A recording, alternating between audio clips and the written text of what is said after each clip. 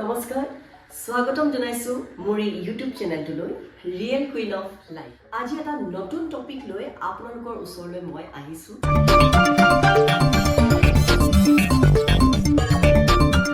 সেই টপিকটি হৈছে weight loss versus fat loss।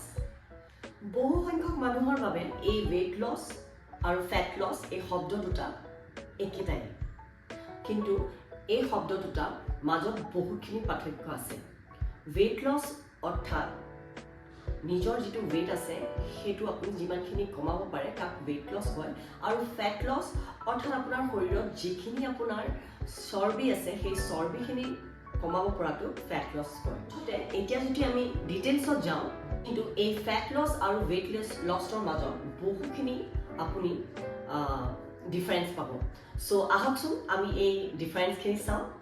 weight lossত আপোনাৰ কিছুমান এনেকুৱা হ'ব পাৰে ইন ফৰ্ম অফ ৱাটাৰ, আপোনাৰ মাছল লছ, তাত আপোনাৰ ফেট লছ, এনেকুৱা যিকোনো ধৰণৰ কিছুমান হ'ব পাৰে। তাত আপুনি গম নাপায় যে আপোনাৰ বডিৰ পৰা ৱাটাৰ আউট হৈ আছে, আপোনাৰ মাছল লছ হৈ আছে, নে আপোনাৰ ফেট লছ হৈ আছে।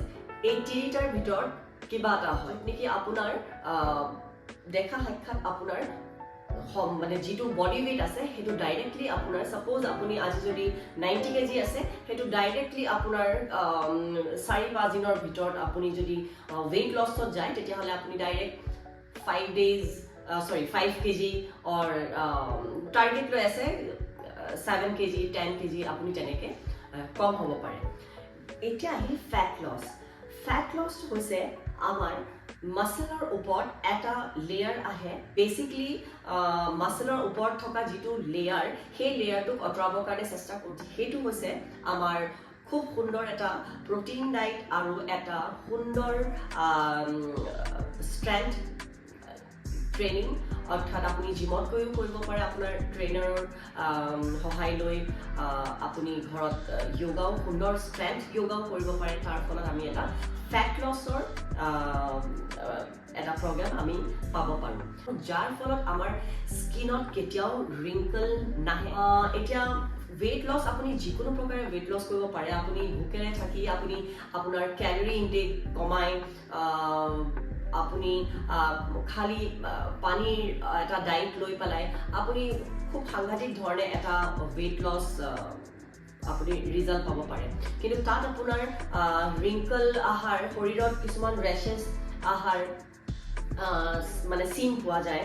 আপোনাৰ খুব অতি শীঘ্ৰেই মানে আপোনাৰ এটা অল্ড এজলৈ যোৱাৰ এটা প্ৰভাৱ পোৱা যায়। মেজৰিটি যদি আপুনি চাব যায়, তেতিয়াহ'লে ৱেইট লছত আপোনাৰ মাত্ৰ বডিৰ পৰা পানী যায়, আপোনাৰ বেচিকলি মাছল লছহে হোৱাৰ প্ৰমাণ পোৱা যায়। প্ৰশ্ন আহিল যে শৰীৰৰ কাৰণে ৱেইট লছ উপকাৰ নে ফেট লছ উপকাৰ? ৱেইট লছত হ'ল আমাৰ ফেটৰ লগে লগে মাছল লছ হোৱাৰ ষ্টাৰ্ট হয়। চ' আমি যিকোনো আহাৰ গ্ৰহণ কৰি আমি আমাৰ খানাৰ কোৱান্টিটি কমাই আমি খুব সাংঘাতিক ধৰণে এটা ৱেইট লছ প্ৰচেষ্টাত যাব পাৰোঁ, যাৰ ফলত আপোনাৰ ইনাৰ যিটো ষ্ট্ৰেংথ থাকে, আপোনাৰ বনছৰ যিটো ষ্ট্ৰেংথ, আপোনাৰ যিখিনি ষ্টেমিনা হ'ব লাগে, সেই সকলোখিনি আপুনি নাপায়। এতিয়া হয়তো আপোনালোকে বুজি পালে ফেট লছ আৰু ৱেইট লছৰ মাজত কিমান ডিফাৰেঞ্চ।